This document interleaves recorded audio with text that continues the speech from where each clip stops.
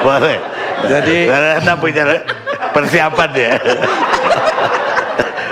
baik, Bang Arni, saya kira tema berbalas pantun atau apapun ya, saya kira ini satu hal yang sangat biasa di dalam berdemokrasi, berbeda pendapat dan juga berbeda posisi. Kalau tidak ada perbedaan posisi ya tentu saja kita akan memasuki satu tahap yang sangat rawan atau berbahaya di dalam demokrasi kita. Bisa terjadi sebuah oligarki.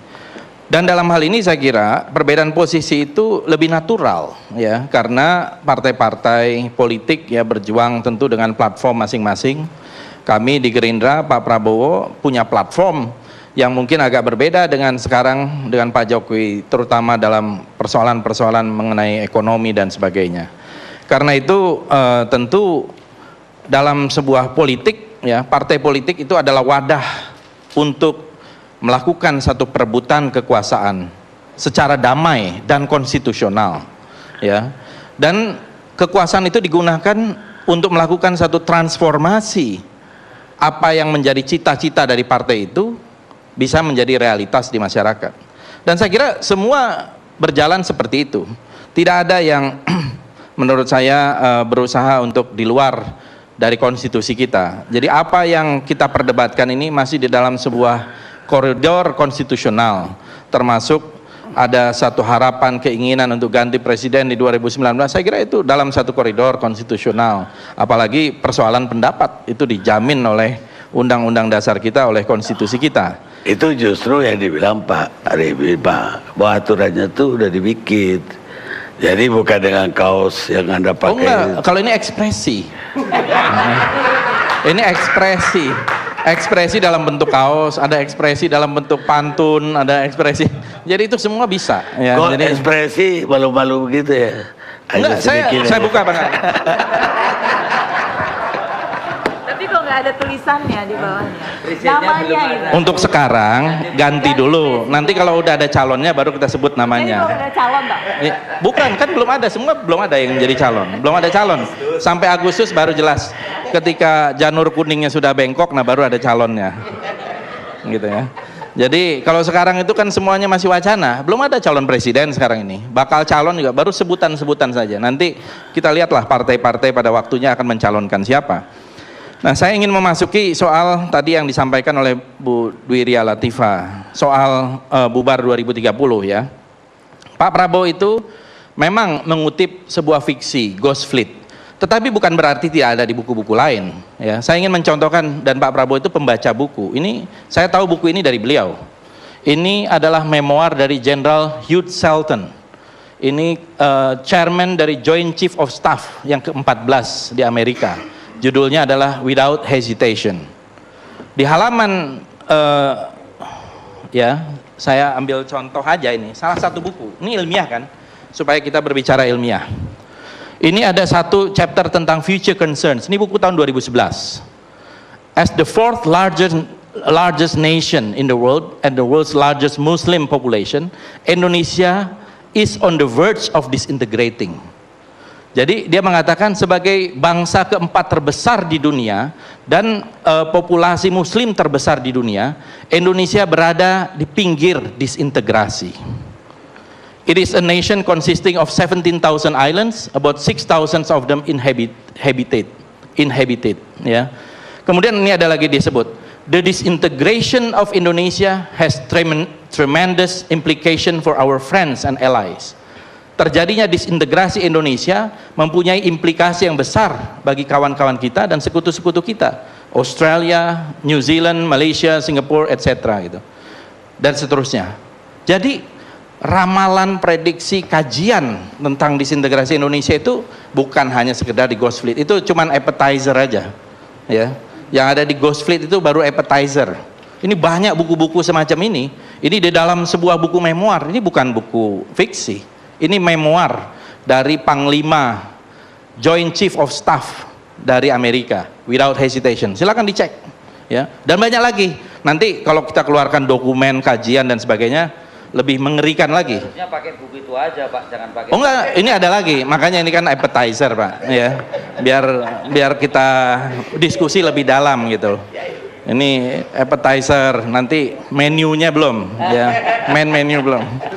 Jadi tetapi ini apa yang disampaikan oleh Pak Prabowo adalah sebuah warning kewaspadaan. Jangan kita take it for granted bahwa Indonesia ini pernah pecah loh, jangan salah. Kita ini pernah menjadi 16 negara bagian pada waktu Republik Indonesia Serikat, ya, karena perilaku Belanda, dan itu hasil dari konferensi meja bundar.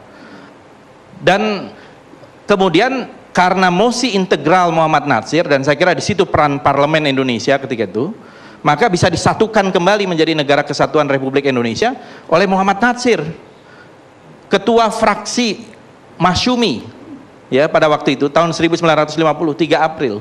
Kemudian akhirnya ini ditangkap oleh Bung Karno, dan 17 Agustus dinyatakan kembali kepada negara kesatuan, bukan kembali, terbentuklah negara kesatuan Republik Indonesia. Karena NKRI itu kan baru terbentuk tahun 50, bukan tahun 45. Tahun 45 ya negara Republik Indonesia. Tapi NKRI, jadi bapaknya NKRI itu adalah sebetulnya Muhammad Natsir.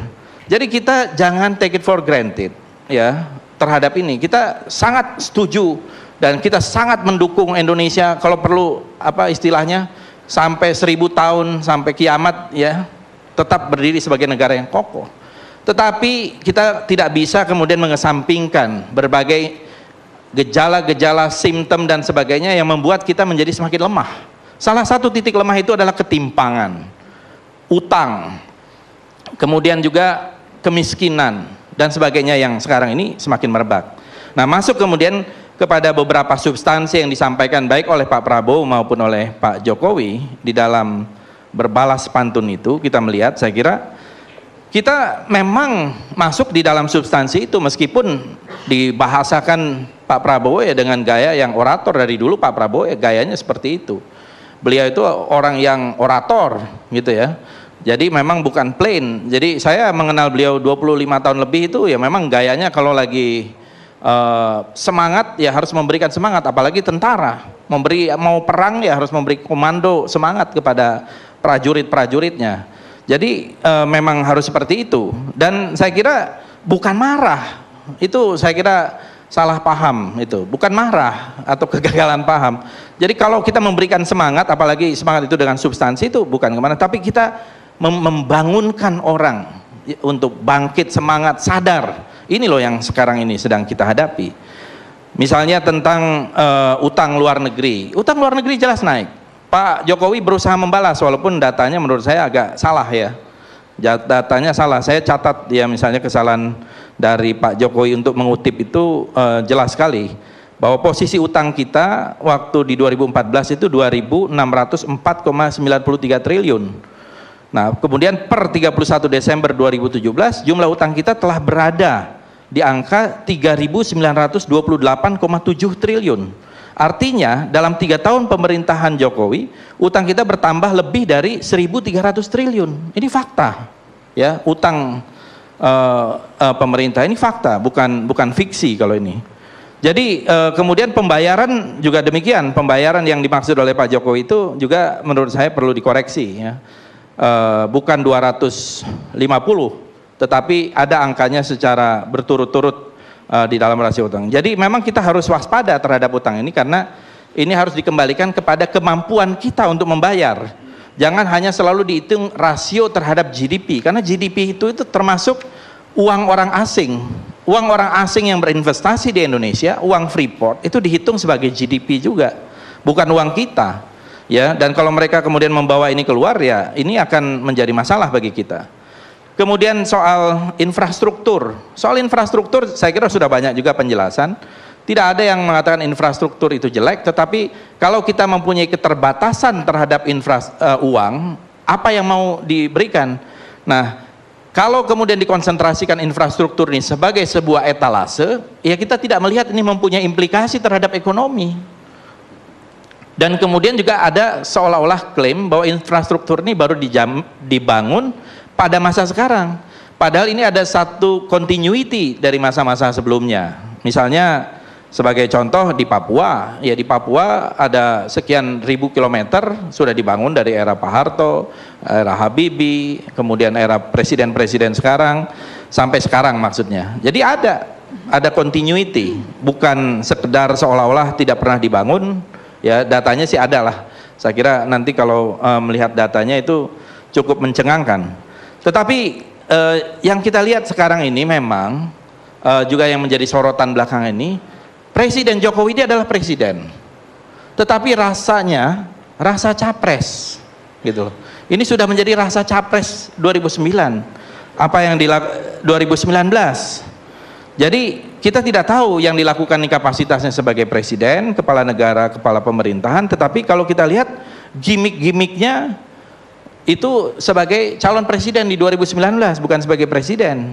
Misalnya mulai latihan tinju, ya, latihan memanah, kemudian touring dengan naik motor chopper gitu loh. Saya kira ini bagian dari gimmick-gimmick politik presiden rasa capres gitu loh. Belum lagi bagi-bagi kaos, bagi-bagi sembako dan sebagainya.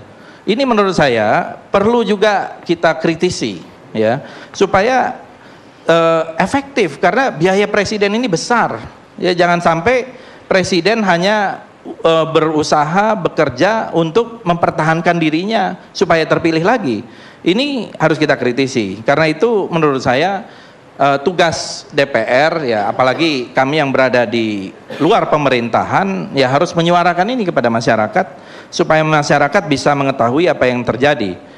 Itu adalah beberapa hal yang menurut saya perlu digarisbawahi. Dan kalau saya boleh juga menambahkan, Pak Prabowo sama sekali tidak pesimis, justru sangat optimis terhadap Indonesia ini. Indonesia ini negeri yang kaya. Justru ini saking optimisnya, kenapa kok negeri kaya begini banyak masyarakatnya yang masih miskin. Makanya Pak Prabowo dari dulu membuat buku yang waktu itu juga saya sampaikan, yang namanya Paradoks Indonesia. Jadi kalau kita lihat tidak ada sedikit pun masalah pesimisme, karena kalau kata Antonio Gramsci, kalau kita boleh kutip, orang menjadi pesimis karena pengetahuannya dan menjadi optimis karena tekadnya. Ada juga kutipan dari Mark Twain dalam beberapa hal. The man who is pessimist before 48 knows too much. If he is an optimist after it, he knows too little. Gitu. Jadi ini kalau kita lihat lagi, kalau dia pesimis dalam arti karena dia terlalu banyak tahu, itu sebetulnya lebih bagus daripada orang yang melihat selalu optimis tapi dia tidak tahu apa yang dia omongkan, tidak tahu apa yang dia bicarakan, gitu ya. Tidak tahu juga mau kemana rakyat ini mau dibawa.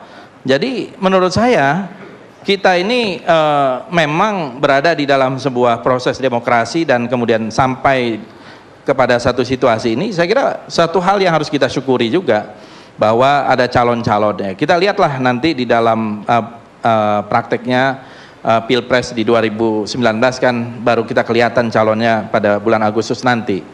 Soal kaos saya kira udah banyak yang bicara, ekspresi ya, Pak Jokowi juga dulu pakai kotak-kotak gitu. Bahkan dulu kampanyenya pakai baju putih itu loh, ada harganya malah. Baju ini harganya sekian, celana ini harganya sekian, kemudian ada sepatu harganya sekian gitu loh. Kemudian waktu awal-awal dulu akan menaik pesawat ekonomi, kelas ekonomi, bahkan difoto duduk di kelas ekonomi. Sekarang mau Pilpres ingin pesawatnya pun dipakai untuk kampanye gitu ya. Saya kira ini kurang elok lah Pak Arya Bima ya.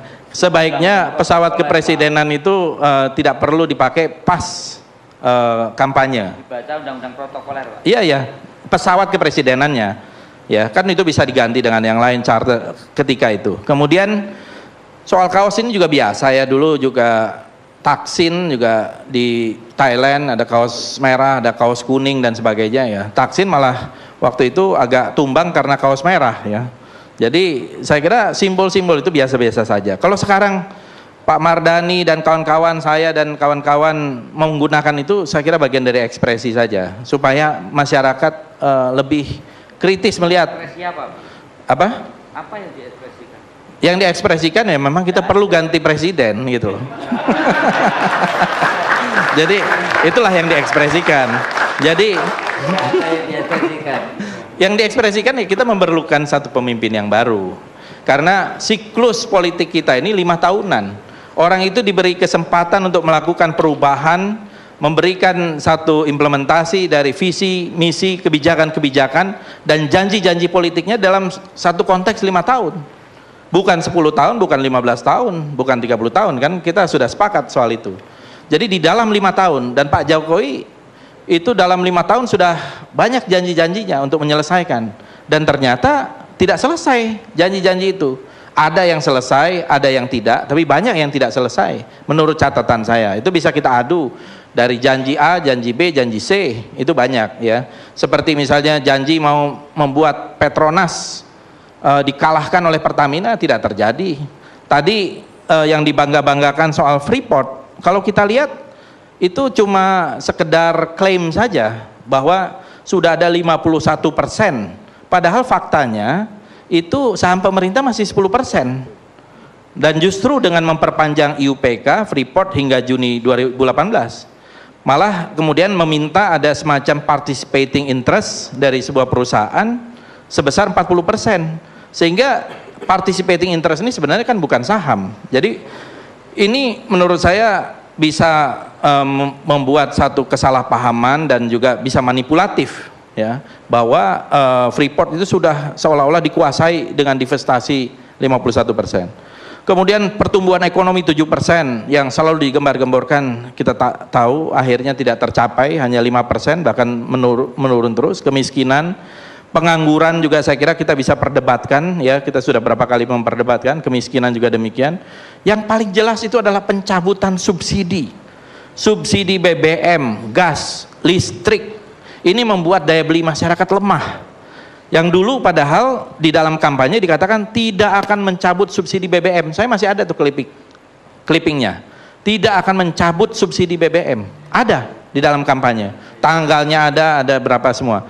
Tetapi ini kemudian dicabut subsidi BBM, sehingga sekarang kalau kita nanya ke masyarakat di mana-mana, hidup makin susah, hidup makin sulit. Saya tidak tahu kalau ada kelompok masyarakat yang merasakan hidup makin senang, makin baik dan sebagainya. Tapi kelompok masyarakat mayoritas, kita lihat petani, buruh, pedagang pasar, UMKM dan sebagainya, itu merasakan, bahkan pengusaha-pengusaha menengah dan mungkin pengusaha di atas juga, ya, sektor properti, manufaktur dan sebagainya, itu bertumbangan. Retail sudah banyak yang tumbang. Ini menurut saya persoalan intervensi kebijakan, policy, dan juga mazhab di dalam ekonominya yang membuat pemerintah sekarang ini tidak mampu memakmurkan rakyat, tidak mampu mensejahterakan rakyat. Itu saya kira. Terima kasih. Baik. Jadi ganti presiden. Kalau menurut saya, kalau kita mau menyelesaikan persoalan ya harus ganti. Ibaratnya kalau orang sholat itu imamnya ini sudah batal gitu loh ya. Jadi harus ada yang maju ke depan menggantikan ya. Tapi yang saya dengar nggak gitu. Yang saya dengar Pak Jokowi dengan Pak Prabowo udah sepakat calon pasangan. Dan ini berita hoax ini Bang Karni. Calon tunggal. Jadi tidak ada itu. Saya kira Gerindra 100% ya, nanti bersama-sama dengan PKS insya Allah ya, itu akan mengusung Pak Prabowo, dan nanti kita bicarakan tentu saja kombinasi, komposisinya dan sebagainya, konfigurasinya pada waktunya. Kalau sekarang ini masih panjang waktunya ya, masih bulan katanya Agustus. LBP kemarin ketemu Prabowo itu udah deal. Oh nggak ada. Ini jangan menyebarkan hoax Bang Karni. Enggak, saya jadi enggak, ini saya bicara langsung dengan Pak Prabowo 3 hari yang lalu. Semua yang kita bicarakan itu siapa ini bakal calon presidennya, kira-kira begitu. Jadi kita sangat optimis, kita sangat yakin, firm 100% ya, karena ini bukan persoalan pribadi, bukan persoalan partai, ini persoalan bangsa. Ini memimpin 262 juta rakyat Indonesia. Dan ini 262 juta ini kan angka yang sangat besar, nomor 4 di dunia. Kalau salah-salah memimpin ini bisa terjadi kekacauan gitu. Baik. Pemirsa, membuat kesalahan itu manusiawi. Melemparkan kesalahan ke orang lain itu politik. Yuban Abri, wakil presiden ke-38 Amerika. Kita rehat saja.